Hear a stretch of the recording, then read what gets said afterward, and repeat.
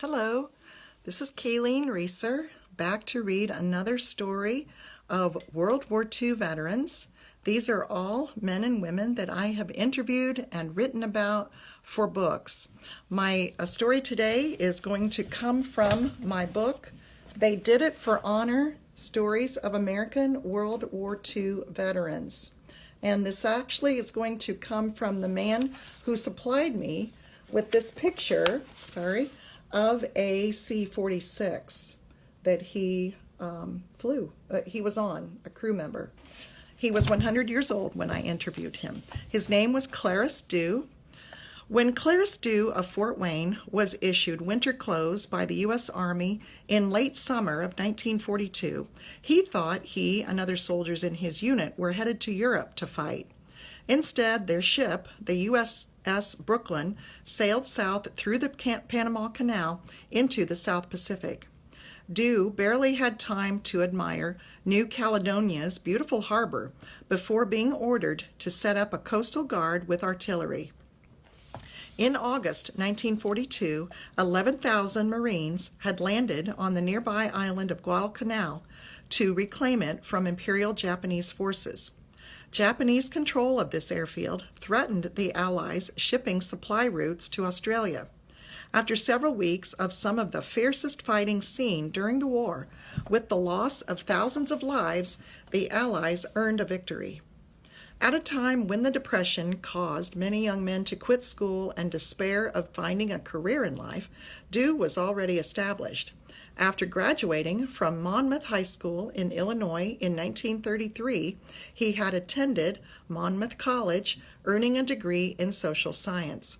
He worked as an actuary at a life insurance company until February 1941, when the military instituted a draft. "I enlisted in the Illinois Army National Guard thinking I'd be done after 1 year," he said. At Camp Forest, Tennessee, Dew learned military drills, commands, and procedures. By December 1941, Dew's 1 year of military service was nearly done, and he dreamed of returning home. That dream ended on December 7th when the Japanese Imperial military attacked Pearl Harbor. Dew was attached to the service battery of Field Artillery Battalion, which was ordered overseas in January 1942. We supplied food, clothing, weapons, and other items needed by the 875 men in our battalion, he said. On the island of New Caledonia, Dew heard about a new program with the Army Air Corps. They needed guys to train as aviation cadets, he said. Applicants had to be between the ages of 21 and 26, college graduates, and unmarried. Dew applied for the program and passed the initial exam in May. Unfortunately, he washed out of the remainder of the training and switched to aviation radar training. He caught on quickly to the new information of C-46 transports.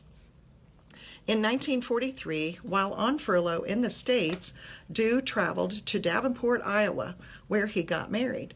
He and his wife Elizabeth were together a short time before he returned to his outfit at Biak Island off the north coast of Australia. At Melbourne, American troops were ordered to leave the ship carrying only one blanket. As the troops marched through town, they heard residents shout to each other, "The Yanks are here!"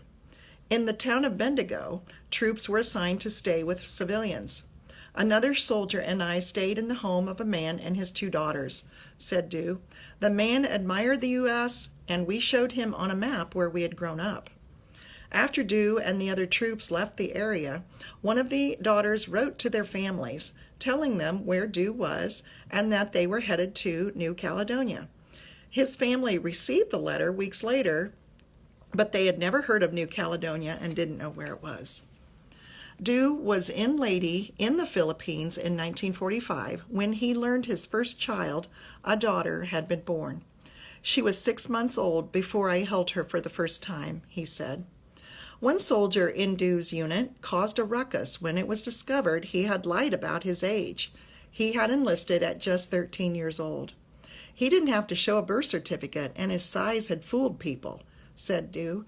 The teen's mother wrote to the Navy pleading with them to find her son and send him home. His red hair and size made him easy to spot, and they did send him home despite his protests. He was a good soldier, said Dew, who had befriended the lad. By the end of summer 1945, Allied forces had dropped bombs on Japanese cities of Nagasaki and Hiroshima, and the Japanese emperor finally surrendered. The war was over. Clairus Dew was discharged in November 1945 after serving 4 years and 9 months.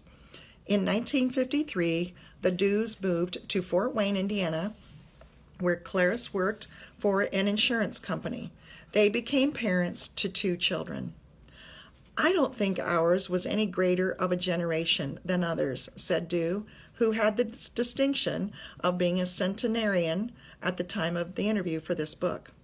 But when the enemy attacked our shores, we Americans were not content to be isolationists any longer. Okay, well, that's our story for today. Thanks for listening. I hope you will go back and take in the other stories that I have recorded for you here. These are men and women that I have interviewed. I've interviewed 260.